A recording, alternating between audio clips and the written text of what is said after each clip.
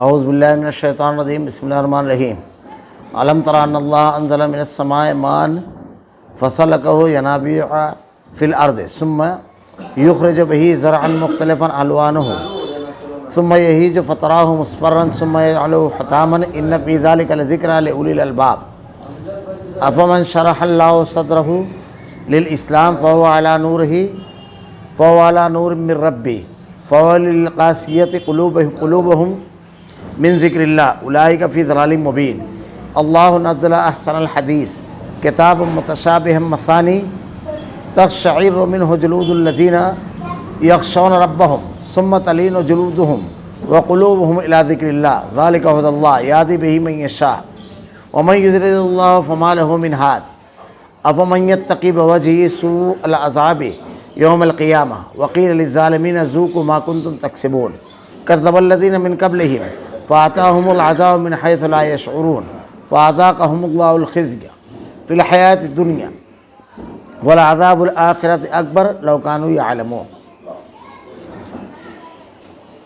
کیا آپ نے نہیں دیکھا کہ اللہ آسمان سے پانی اتارتا ہے، پھر اس کو زمین میں چشمے بنا کر جاری کرتا ہے، پھر اس کے ذریعے سے مختلف قسموں کی کھیتیاں اگاتا ہے، پھر وہ خشک ہو جاتی ہیں اور آپ انہیں زرد رنگ دیکھتے ہیں، پھر انہیں ریزہ ریزہ کر دیتا ہے۔ اس میں عقل مندوں کے لیے بہت زیادہ نصیحت ہے۔ کیا وہ شخص جس کا سینہ اللہ نے اسلام کے لیے کھول دیا، بس وہ اپنے پروردگار کی طرف سے ایک نور پر ہے، اور ہلاکت ہے ان لوگوں کے لیے، ان کے لیے جن کے دل یاد الہی سے اثر نہیں لیتے بلکہ سخت ہو گئے۔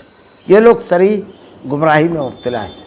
اللہ نے بہترین کلام نازل فرمایا جو ایسی کتاب ہے کہ آپس میں ملتی جلتی اور بار بار دہرائی ہوئی آیتوں کی ہے، جس سے ان لوگوں کے رونگٹے کھڑے ہو جاتے ہیں جو اپنے رب کا خوف رکھتے ہیں، اور آخر میں ان کے جسم اور دل اللہ کے ذکر کی طرف نرم ہو جاتے ہیں۔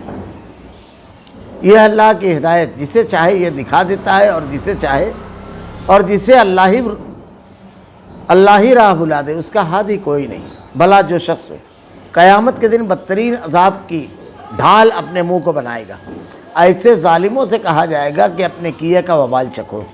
ان سے پہلے والوں نے بھی جھٹلایا، پھر ان پر وہاں سے عذاب آ پڑا جہاں سے ان کا خیال بھی نہ تھا، اور اللہ نے انہیں زندگانی دنیا میں رسوائی کا مزہ چکھایا، اور ابھی آخرت کا تو بڑا بھاری عذاب ہے، کاش یہ لوگ سمجھ لیں۔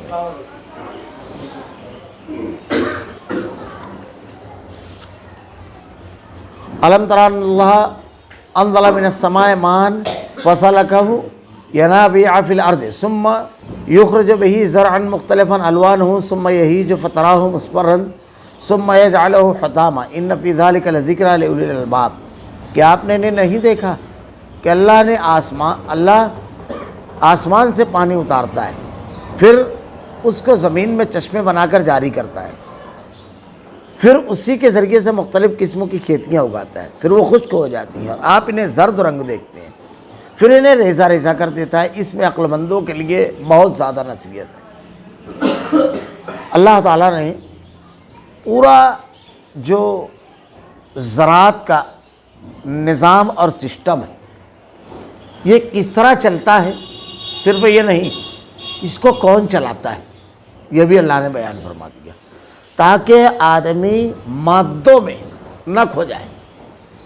کسی چیز کو آدمی دیکھتا ہے بڑا حیرت زدہ ہو جاتا ہے اور اسی میں کھو جاتا ہے، اس کے خواص، اس کے فائدے، اس کے نقصانات، لیکن اہم چیز یہ ہے کہ اس کو پیدا کرنے والا کون ہے، ان خواص کو ڈالنے والا کون ہے۔ اسی لیے علم کی بلوغت اور تکمیل یہ ہے کہ علم حقیقی معرفت تک، یعنی چیزوں کی حقیقت اور چیزوں کے خالق تک پہنچا ہے۔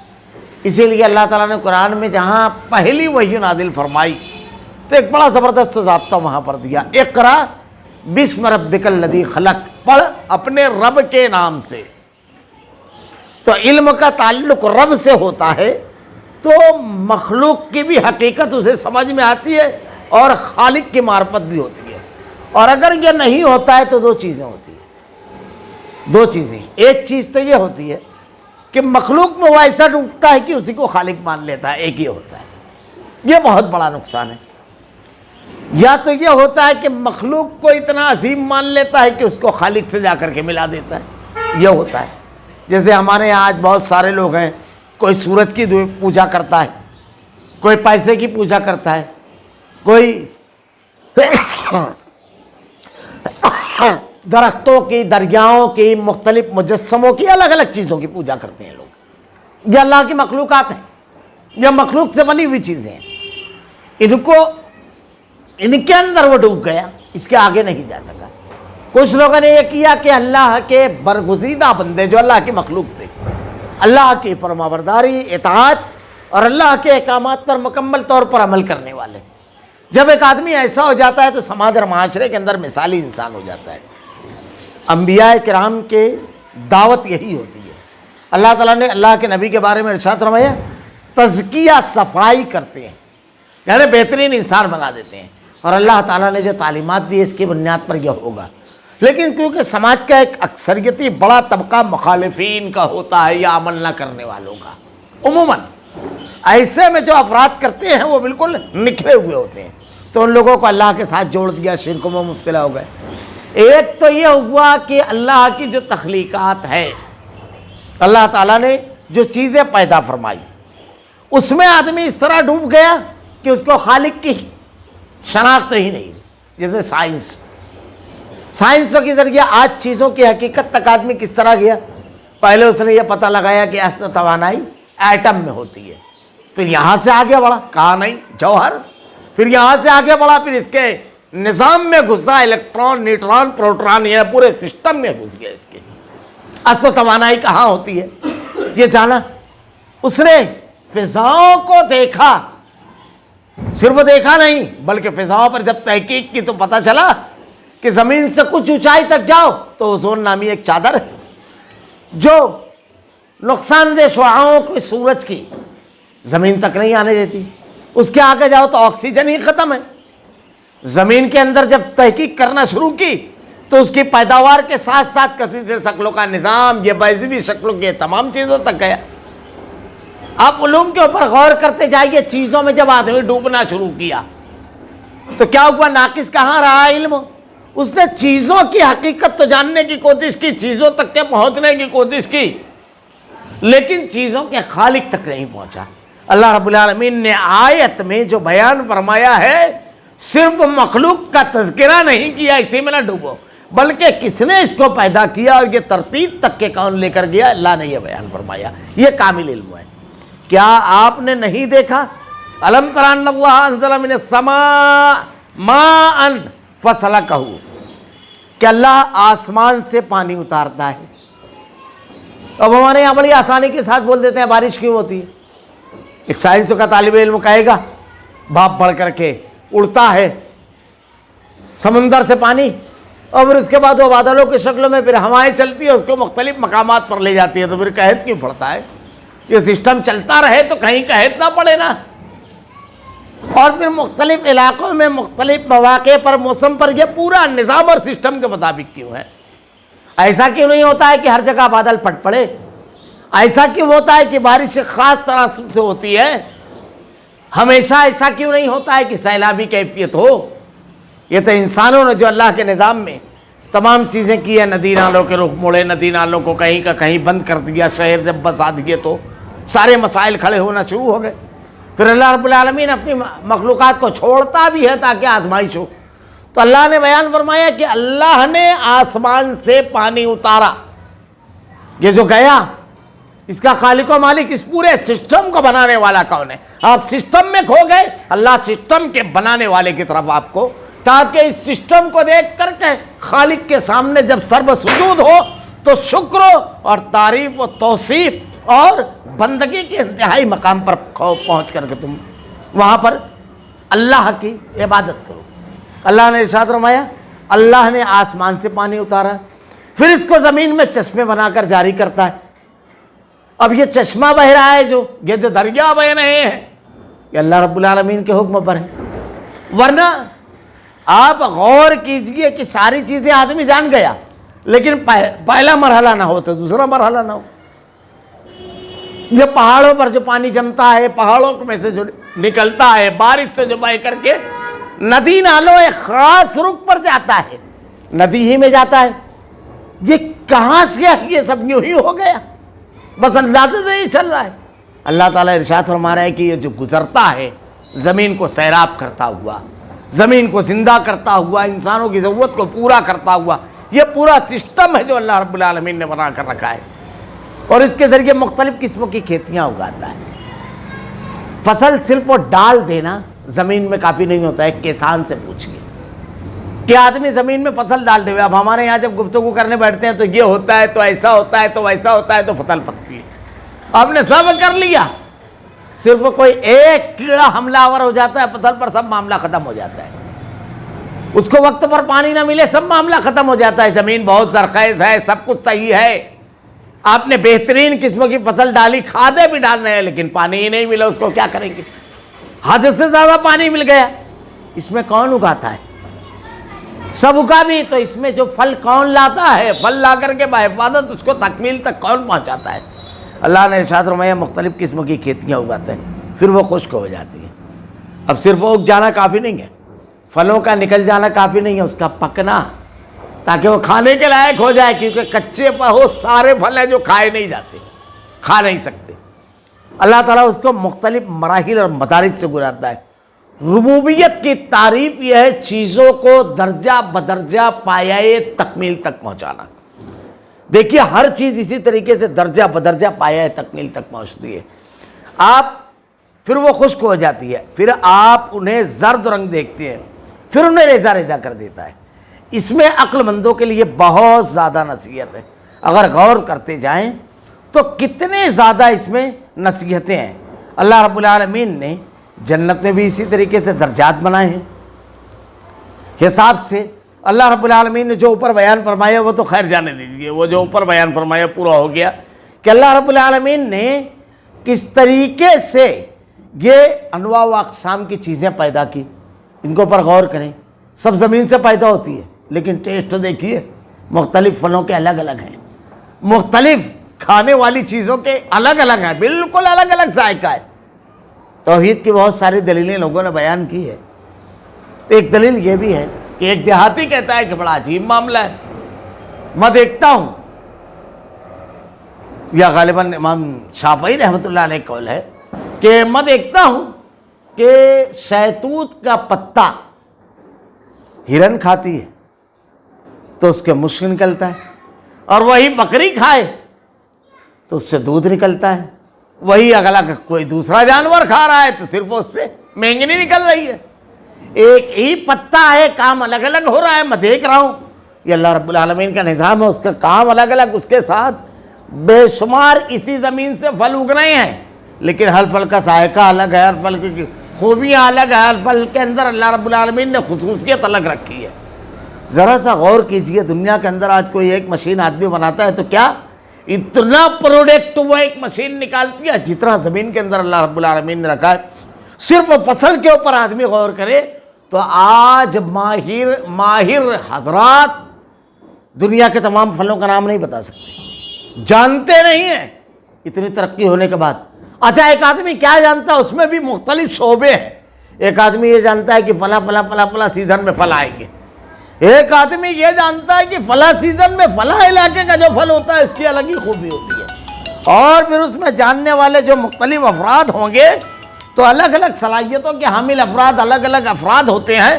مختلف پھلوں کے اندر اللہ رب العالمین نے کیا خوبیاں رکھی ہے، کیا خواص اس کے ہیں، اس کی بھی تفصیلات ہے، پھر کیا کیا خوبیاں، الگ الگ علوم ہے اس کے اندر۔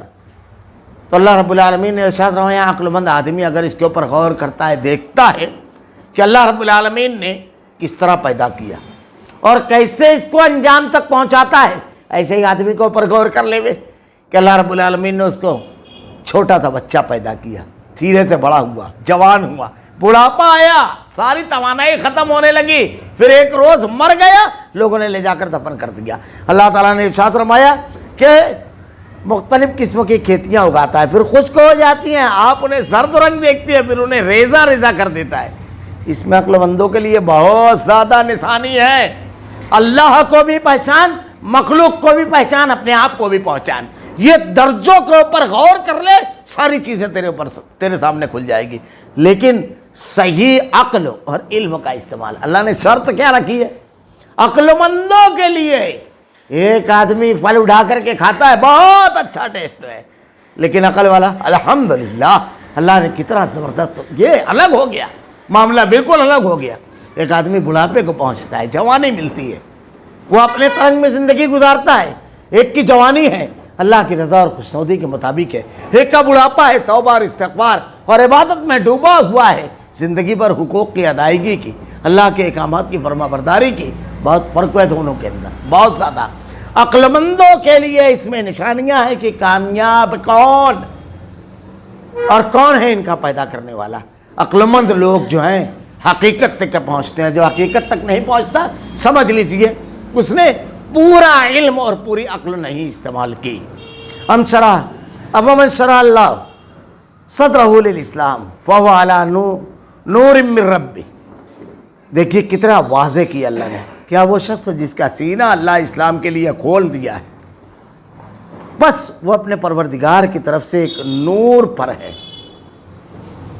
ہدایت جسے مل جائے، قرآن و حدیث کی تعلیمات پر جس کی نظر چلی جائے، جو ہر وقت اللہ کی توحید پر قائم ہو، اللہ کے ذکر پر قائم ہو، اللہ رب العالمین کے احکامات کے مطابق زندگی گزار رہا ہے. اس کو کیا سمجھتے ہیں لوگ؟ معمولی چیز نہیں ہے. دو پہلو سے اس پر غور کیا جائے. ایک یہ کہ اللہ تعالیٰ نے اس کو نور میں پورے طور سے نور میں ڈال دیا. ہمارے یہاں مخلوق کے نور پر لوگ بحث کرتے ہیں. اللہ تعالیٰ نے کہا وہ نور پر ہے. اللہ تعالیٰ نے خود تم کو ایک نور دیا. اللہ ولی الذین آمنوا یخرجہم من الظلمات الی النور. اللہ مومنین کا ولی ہے جو انہیں ظلمات سے، اندھیروں سے نکال کر روشنی میں لاتا ہے. اگر نور پر ایک آدمی ہے، روشنی میں ہے، تو اس کو یہ بھی معلوم ہے جس راستے پر چل رہا ہوں اس میں کھڈا کتنا ہے، کیونکہ روشن ہے راستہ. موڑ کہاں ہے یہ بھی معلوم ہے، آگے کھائی ہے یہ بھی معلوم ہے، کیونکہ جب پوری روشن ہے راستہ بالکل صاف شفاف دکھائی دے رہا ہے تو ہر چیز سے بچتا ہوا گزر جائے گا اور اس راستے کا اور اس جگہ کا انتخاب کرے گا جو بالکل محفوظ ہے. لیکن اگر ایک آدمی اندھیرے میں چل رہا ہے تو اس کو نہیں معلوم اگلا قدم اس کا کہاں پڑنے والا ہے. کسی موذی جانور پر پڑے گا اور وہ پلٹ کر ڈس لے گا، کسی گڑھے میں پڑے گا، کسی کھائی میں پڑے گا، یا غلط سمتوں مڑ جائے گا، اس کو کوئی اندازہ نہیں ہے. دوسری چیز، کبھی کبھی ایسا ہوتا ہے کہ کوئی آدمی اللہ تعالیٰ اس کو ہدایت دیتا ہے تو وہ یہ چاہتا ہے کہ پوری دنیا ایک دن میں ہدایت حاصل کر لے. لوگوں پر چڑھنے لگتا ہے. اتنی صاف چیزیں سمجھ میں نہیں آتی. یہ معمولی چیز نہیں ہے، ہدایت اللہ کا انعام ہے.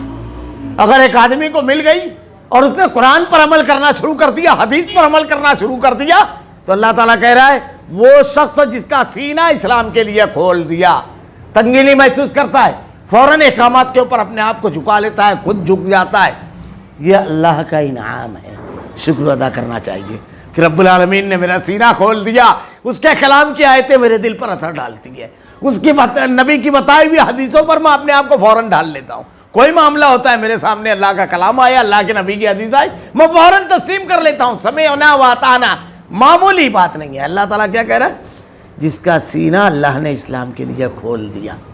جس کا بند ہے اس کی بحث جانے دو، نہ اس کو قرآن سمجھ رہے نہ حدیث. اب یہیں پر نیک آدمی کی تسلی کتنی زبردست ہو گئی. کیا ہو گیا؟ ارے یہ بند سینے والے، یہ اللہ کی اس نعمت سے محروم. کیا اللہ تعالیٰ نے دیا؟ اللہ اور ہلاکت ہے ان کے لیے. فویل للقاسیۃ قلوبہم من ذکر اللہ اولئک فی ضلال مبین. ہلاکت ہے ان کے لیے جن کے دل یاد الہی سے اثر نہیں لیتے بلکہ سخت ہو گئے. قرآن حدیث، قرآن کے احکامات کوئی اثر نہیں ڈالتے ان کے اوپر. حرام، ایک آدمی ہوتا ہے نہیں مجھ کو حرام نہیں چلے گا، بھوکا رہ لوں گا چلے گا، ہلکا پہن لوں گا اور سادہ کھا پی لوں گا، چھوٹے موٹے مکان میں زندگی گزار لوں گا، خواہشاتوں کو چھوٹا کر لوں گا. اللہ نے چھوٹی چادر دی ہے، پیر سکیڑ لوں گا، موسم کی سختی کا شکوہ نہیں کروں گا، بلکہ اللہ نے جو کچھ عطا کیا اسی میں زندگی گزاروں گا. اور ایک آدمی ہے اس کو معلوم ہے, آج ہم اپنے سماج اور معاشرے پر غور کریں, کون نہیں جانتا کہ جھوٹ بولنا گناہ ہے؟ کون نہیں جانتا؟ کون نہیں جانتا سود کھانا حرام ہے؟ کون نہیں جانتا کسی کا مال غصب کرنا حرام ہے؟ چھوٹے بچے سے پوچھے تو وہ آیت بتا دیتا ہے آدمی, وہ حدیث, کہ اگر کسی کا ایک بالشت زمین کسی نے قبضہ کیا تو 7 زمینوں کا توق اس کے گردن میں ڈالا لگا. لیکن گھر بنانے کے لیے جب آدمی زمین خریدتا ہے تو پتہ چلا بازو والے کے جب اگر جا کر کے ناپ لیتا ہے تو پتہ چلا غلطی سے 2 انچ ادھر ہے. غلطی سے آدمی بازو والے کی زمین میں جاتا ہے, غلطی سے اپنی زمین نہیں چھوڑتا ہے. یہ کیوں؟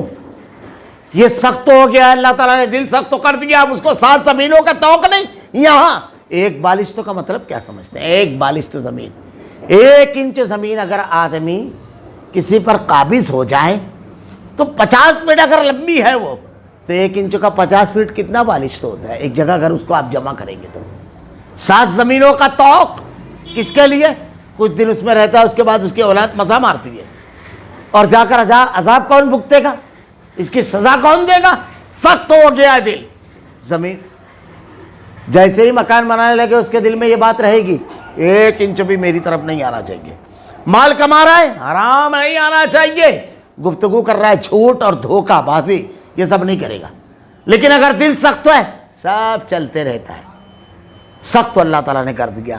وہ لوگ سری گمراہی میں مبتلا ہے جو قرآن و حدیث کے مطابق فوراً اپنے آپ کو جھکا دیتے ہیں. اللہ تعالیٰ کا انعام ہے کہ اللہ نے ان کو نور دیا, سینہ کھول دیا رب العالمین نے. اور جو لوگ نہیں مانتے ہیں, اللہ نے ارشاد فرمایا, اللہ کا فیصلہ ہے, وہ سری گمراہی میں. اللہ نزل احسن الحدیث کتابا متشابہا مثانی تقشعر منہ جلود الذین یخشون ربہم ثم تلین جلودہم وقلوبہم الی ذکر اللہ ذلک ھدی اللہ یہدی بہ من یشاء ومن یضلل اللہ فما لہ من ہاد. اللہ نے بہترین کلام نازل فرمایا جو ایسی کتاب ہے کہ آپس میں ملتی جلتی ہے. یہ بات کئی مقامات پر گزر چکی ہے. بہترین کلام اللہ نے قرآن کو کہا ہے. کس حیثیت سے بہترین کلام ہے؟ کسی بھی حیثیت سے آپ اس کو غور کیجیے. اگر صرف عظمت قرآن, بلاغت قرآن, لذت قرآن, خوبی قرآن اس پر بولا جائے تو قرآن کی مختلف چیزوں پر الگ الگ عناوین سے لوگوں نے ضخیم کتابیں لکھی ہیں.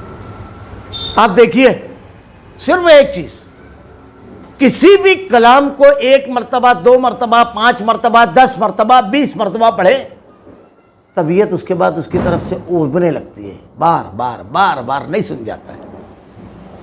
لیکن دیکھیے اللہ کا کلام قرآن کریم روزانہ ہر فرض و رکعت میں سورہ فاتحہ آدمی پڑھتا ہے, امام پڑھتا ہے, لوگ سنتے ہیں.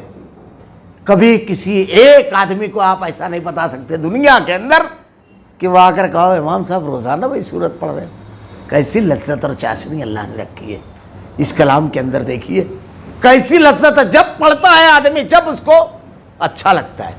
عام طور سے اگر دیکھیں تو نمازوں میں جو لوگ نماز پڑھتے ہیں عموماً اگر زیادہ سے زیادہ بھی یاد ہو تو 5-10 صورتیں رہتی ہیں جس کو فکس کر لیتے ہیں اور اسی کو زیادہ تر نماز میں پڑھتے ہیں. کبھی طبیعت وہ نہیں ہوتی ہے. اس کی لذت اور اس کی چاشنی سنتا جاتا ہے اور آدمی ڈوبتا جاتا ہے اس کے اندر. اور پہلو دیکھیے, ایک واقعہ لکھا ہے ڈاکٹر حمید اللہ نے. یہ 6 زبانوں میں ماہر ہوتے اور فرانس میں ان کا انتقال ہوا غالباً. یہ حیدرآباد کے تھے اور انتہائی زبردست اسلامی تعلیمات پر محقق ہے. یہ کئی کتابوں کے مصنف ہیں اور ان کی کتابیں 6 زبانوں میں چھپتی تھیں. سیرت پر بھی انہوں نے کافی کام کیا ہے. اسلامیات پر بڑا زبردست ہے اور ان کے حوالے آپ کو ملیں گے. ڈاکٹر حمید اللہ کہتے ہیں, ڈاکٹر حمید اللہ نے لکھا ہے یہ آپ کو حوالے ملیں گے زبردست. انہوں نے ایک واقعہ لکھا ہے بلاغت کلام پر, قرآن کی بلاغت پر, بلاغت اور اس کی چاشنی پر اور اس کی شیرینی پر. وہ کہتے ہیں کہ فرانس کا موسیقار جو فرانس کی جو روایتی موسیقی ہے اس کا بہت بڑا ماہر تھا. تو اس نے اسلام قبول کیا، اور وہ کہتا تھا قرآن کے اندر جو سر ہے، قرآن کے اندر جو موسیقیت ہے، وہ کسی کلام میں نہیں، آپ لوگ جانتے ہی نہیں۔ تو وہ جب قرآن پڑھتا تھا تو بالکل ڈوب جاتا تھا، یا قرآن سنتا تھا۔ تو ایک حافظ صاحب کو، عالم حافظ تھے، اس کو قرآن پڑھانے کے لیے متعین کر دیا گیا ڈاکٹر حمید اللہ نے۔ ایک مرتبہ قرآن کی ایک مقام کی ایک آیت انہوں نے اس کو پڑھائی، پڑھنے کے بعد کہتا ہے یہ ایسے نہیں ہے، وہ کہتے ہیں نہیں ایسے ہی ہے، کہا نہیں ایسے نہیں ہے۔ اب یہ دونوں میں بحث چلی، استاد کہہ رہے ہیں کہ نہیں ایسے ہے، انہوں مسلم کہتا ہے نہیں ایسے، تو قرآن ایسے کیسے ہو سکتا ہے، قرآن میں کیسے کیا ایسے؟ ڈاکٹر حمید اللہ لکھتے ہیں۔ بہرحال یہ دونوں ڈاکٹر حمید اللہ کے پاس آئے، تو ڈاکٹر حمید اللہ کہتے ہیں کہ جب میرے پاس آئے تو میں نے دیکھا حافظ صاحب جو پڑھا رہے تھے وہ صحیح تھا، تو میں نے اس سے کہا کہ وہ درست تو پڑھا رہے ہیں، ویسے ہی ہے جیسے وہ پڑھا رہے ہیں۔ تو اس کے چہرے پر عجیب بے یقینی کی کیفیت، اللہ کا کلام ہے یہ۔ تو ڈاکٹر حمید اللہ نے کہا کہ اچانک مجھ کو خیال آئے کہ قرآن کی 7 قرأتیں ہیں، تو میں نے کہا کہ ایک قرأت اس کی یہ بھی ہے۔ جیسے ہی میں نے اس کو یہ کہا، وہ اٹھ کر کے کھڑا ہو گیا اور کہا یہ اللہ کا کلام ہے، یہ اللہ کا کلام ہے، یہ اللہ کا کلام ہے، یہ ہے اللہ کا کلام۔ ڈاکٹر حمید اللہ کہتے ہیں مجھ کو آج تک نہیں سمجھ میں آیا کیا ہوا تھا۔ بولے جو آپ بتا رہے تھے یہ اس کے اندر جو ہونا چاہیے، جو یعنی رسیلہ انداز اور جو ترتیب اور جو حسن ہونا چاہیے وہ تو اب آیا ہے۔ ڈاکٹر حمید اللہ کہتے ہیں مجھ کو نہیں سمجھ میں آیا کیا چیز تھی اللہ کے کلام کی بلاغت۔ اگر اس کو غور کرتے جائیں، اس پر اگر گفتگو کرتے جائیں، مولانا عنایت اللہ مشرقی ایک واقعہ لکھتے ہیں کہ ایک بہت بڑا مستشرق تھا، اس سے گفتگو بھی، تو کہا گیا کہ کوئی چیز بہت بڑی ہے، چلو اس پر عربی میں کوئی ایک جملہ بنائے۔ تو وہ دونوں مل کر کے 23 جملے بنائے، دونوں نے مل کر کے 23 جملے بنائے، عربی جانتا تھا۔ اس کے بعد مولانا عنایت اللہ مشرقی، مولانا محمد یوسف کا غالباً واقعہ ہے، وہ نقل کرتے ہیں یا انہوں نے نقل کیا ہے، کہا کہ دیکھیے قرآن میں کیا کہتا ہے اللہ تعالیٰ۔ تو 26واں پارہ سورہ قاف کی ایک آیت کا ایک ٹکڑا تلاوت کیا کہ اللہ رب العالمین جب جہنم میں جہنمیوں کو داخل کر دے گا تو جہنم سے سوال کرے گا، پوچھے گا اس روز، یوم نقول لجہنم حل امتلأت وتقول حل من مزید، جہنم کہے گی کیا مزید اور ہے؟ وہ جب حل من مزید کا جملہ سنتا ہے تو اپنے ران پر ہاتھ مار کر کے کھڑا ہو جاتا ہے اور کہتا ہے اس سے زیادہ بلیغ اور اس سے زیادہ بہتر انداز میں کہا ہی نہیں جا سکتا۔ اللہ رب العالمین نے کہا انزل الحدیث، بہترین کلام۔ اب اور اس میں جو احکامات بیان کیے گئے، آپ بحث کا ایک الگ الگ انداز ہوتا ہے، بعض لوگ قرآن پر اس کی تعلیمات پر اعتراض کرتے رہتے ہیں، الگ الگ انداز ہے۔ آپ یہ تو کہیے اس سماج اور معاشرے کے اوپر نظر ڈالیے، اسلام کے علاوہ جو ہے گھر کے اندر والدین کے حقوق، بیوی کے حقوق، بچوں کے حقوق، بھائی کا حق، بہن کا حق، ماں کا حق، اسلامی تعلیمات نے جیسا دیا ہے، اور جس گھر میں اس پر تمام کے تمام لوگ عمل کریں گے، جتنا پرسکون گھر ہوگا وہ۔ ایک آدمی کے 5 بیٹے ہوں، سب کے فرما بردار، اف لکما ولا تنہرہما وقل لہما قولا کریما، جب اگر ابا ڈانٹ دے اور اماں ڈانٹ دیں گے تو کیا کریں گے؟ پلٹ کر جواب نہیں دیں گے، رب ارحمہما کما ربیانی صغیرا، جس میں باپ اپنی اولاد کے ساتھ انصاف کرنے والا ہوگا، چھوٹا بھائی اپنے بڑے بھائی کا احترام کرنے والا ہوگا، بڑا بھائی چھوٹے بھائی کے ساتھ شفقت کا معاملہ اور ہمدردی کا معاملہ کرنے والا ہوگا، بیوی کو تمام حقوق ملیں گے، شوہر کی فرما برداری کرنے والی، اپنی عفت کی اور عصمت کی حفاظت کرنے والی اور اس کے مال کی حفاظت کرنے والی خاتون ہوگی. ذرا سا سوچتے جائیے. پڑوسی کو کبھی تکلیف نہ دینے والا گھر ہوگا. احکامات پر غور کرتے جائیے. اب سماج اور معاشرے میں مختلف مذاہب اور نظریات کے حامل افراد رہتے ہیں، ان کے گھروں کا جائزہ لیجیے. وہاں کیا تعلیمات ہے، کیا احکامات دیے ہوئے ہیں؟ کیا اسلام سے بہتر احکامات کہیں ہیں؟ اب یہیں سے چلے جائیے تجارت کے میدان میں، یہیں سے چلے جائیے حکومت کے ایوانوں میں. آج دنیا کا سب سے بڑا مسئلہ جانتے ہو کیا ہے؟ انصاف. قوموں کے درمیان انصاف نہیں ہے، افراد کے درمیان انصاف نہیں ہے، اور اسی ناانصافی کی بنیاد پر بغاوت، سرکشی، قتل و غارت گیری اور بدامنی ہے. دنیا کے سامنے آج سب سے بڑا سوال یہ ہے کہ ایک ایسا قانون ہونا چاہیے جو دنیا کو امن اور سکون سے بھر سکے. اور میں آپ کو بتاؤں، آج دنیا ایک گھر کے لیے ایسا قانون نہیں بنا سکی. اللہ تعالیٰ نے 1400 سال پہلے جو کتاب نازل فرمائی، وہاں معاملہ ایسا تھا کہ اللہ کے نبی نے پہلے ہی پیشین گوئی کی تھی کہ ایک عورت چلے گی مقام حرا سے اور آئے گی وہ مدینہ مکہ تک کے، سونا پہن کر نکلے گی، سونا پہن کر کے، اور اللہ کے علاوہ کسی اور کا خوف نہیں ہوگا، اس کو کسی کا خوف نہیں ہوگا. آج جہاں پر اسلام نافذ ہے، سونے کی دکانوں پر کپڑا ڈال کر کے نماز پڑھنے کے لیے آدمی نکل جاتا ہے، ورنہ 4 چاک کا ٹھیلا آدمی چھوڑ کر نہیں جاتا. کہ انسان یا بے زبان جانور دونوں، وہ یا تو وہ منہ مارے گا، یہ ہاتھ مارے گا، لیکن واپس آئے تو کوئی ضمانت کسی چیز کی نہیں ہے. اللہ تعالیٰ نے کہا انزل الحدیث. ہر حیثیت سے غور کرتے جائیے اس کے احکامات. ہمارے گھر میں اگر ہم اپنے گھر کو پرسکون حقوق کی ادائیگی والا اپنی ذات کو اگر بنانا چاہتے ہیں، اس کے احکامات پر عمل کریں. اس جو ایسی کتاب ہے کہ آپس میں ملتی جلتی اور بار بار دہرائی ہوئی آیتیں ہیں. کئی چیزیں اس میں بیان کی گئی. ایک تو یہ اللہ نے کہا وَلَقَدْ آتَيْنَاكَ سَبْعًا مِنَ الْمَثَانِي وَالْقُرْآنِ الْعَظِيمِ. ہم نے بار بار دہرائے جانے والی 7 آیتیں تھیں. سورہ فاتحہ بار بار آدمی نماز میں پڑھتا ہے.